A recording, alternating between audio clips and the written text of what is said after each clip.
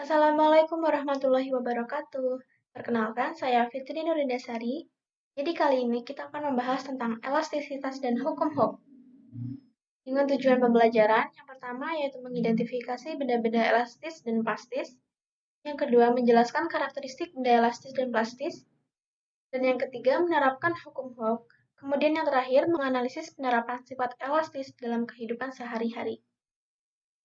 Elastisitas yaitu kemampuan yang dimiliki benda untuk kembali ke kondisi awalnya saat gaya yang diberikan pada benda tersebut dihilangkan. Artinya, benda tersebut memiliki sifat yang elastis. Contoh benda yang memiliki sifat elastis dalam kehidupan sehari-hari yaitu ada yang pertama ada karet, kemudian timbangan, yang ketiga ketapel, dan yang keempat ada dinamometer. Saat melewati polisi tidur, kendaraan kita akan sedikit berguncang karena pengaruh dari tinggi polisi tidur tersebut. Nah, untungnya, setiap kendaraan ini memiliki alat yang berfungsi untuk mengatasi setiap guncangan yang terjadi di sepanjang perjalanan, yaitu peredam kejut atau shock absorber. Peredam kejut ini akan menyerap setiap guncangan dan mengubahnya menjadi gerakan yang elastis.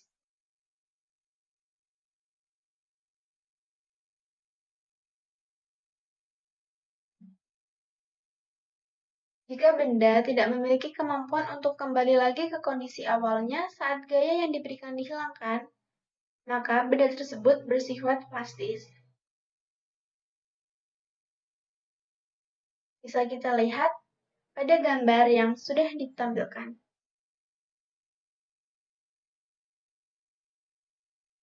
Nah, contoh dari benda yang bersifat plastis yaitu ada plastisin dan kemudian ada plastik. Plastisin ini jika kita mainkan dan kita rubah bentuknya, dia tidak akan bisa kembali lagi ke bentuk kisah yang semula. Begitu juga dengan plastik, yang sudah kita tarik, dia tidak akan bisa kembali lagi ke bentuk yang semula.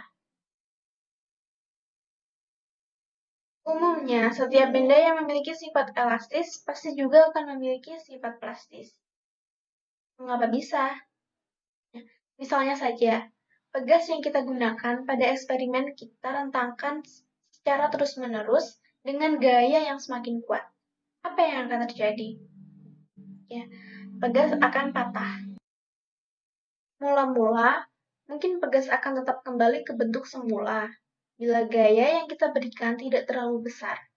Tapi, apabila pegas yang kita rentangkan dengan gaya yang lebih besar lagi, ada saatnya pegas menjadi kendur dan sampai di titik tertentu, pegas tidak dapat kembali lagi ke bentuk semula. Nah, kondisi ini menandakan kalau elastisitas pegas sudah terlampaui.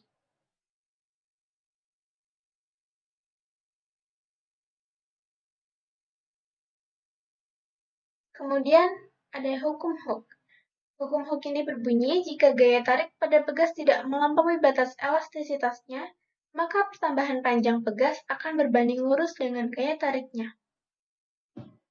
Artinya, semakin besar gaya yang diberikan, maka semakin besar juga pertambahan panjang pegasnya. Rumus hukum Hooke bisa kita lihat sendiri. F dengan gaya pada pegas, K konstanta pegas, dan delta L pertambahan panjang pegas. Sekian yang dapat saya jelaskan, semoga bisa lebih membantu dalam memahami materi terkait elastisitas dan hukum Hooke. Assalamualaikum warahmatullahi wabarakatuh.